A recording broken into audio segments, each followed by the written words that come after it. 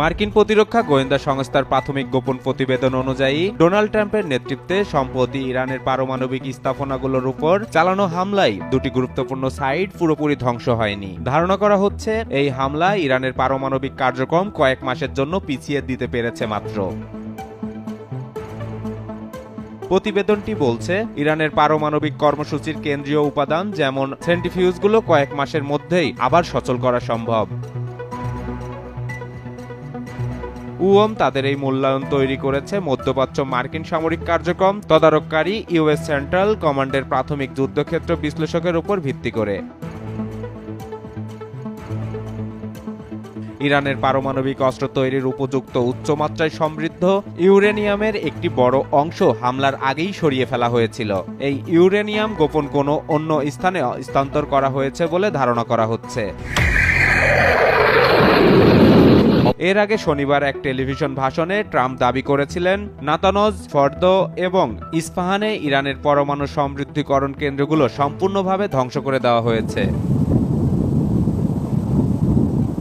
Trump বলেছিলেন, এই হামলা ছিল অসাধারণ সফল। ইরানের প্রধান পারমাণবিক স্থাপনাগুলো সম্পূর্ণ ধ্বংস হয়েছে। ইরান এখন শান্তির পথে আসতে বাধ্য। তবে উওম এর প্রাথমিক প্রতিবেদনে উঠে এসেছে ভিন্ন চিত্র।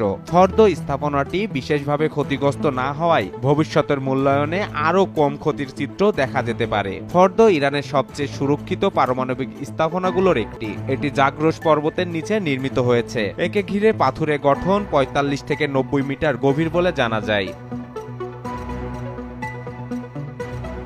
এই প্রতিবেদনের মাধ্যমে মিডিয়া প্রতিবেদন প্রকাশিত হলে ট্রাম্প ক্ষুব্ধ প্রতিক্রিয়া জানান। তিনি তার সোশ্যাল প্ল্যাটফর্মে লেখেন, ইরানের পারমাণবিক সাইটগুলো সম্পূর্ণ ধ্বংস হয়েছে। হোয়াইট হাউসও এই গোপন মূল্যায়নের ফাঁস হওয়া নিয়ে ক্ষোভ প্রকাশ করে। প্রেস সেক্রেটারি ক্যারোলিন লেভিট বলেন, এই মূল্যায়ন ফাঁস করার মাধ্যমে প্রেসিডেন্ট ট্রাম্প এবং সাহসী মার্কিন বৈমানিকদের সুনাম ক্ষুণ্ণ করার চেষ্টা করা হয়েছে।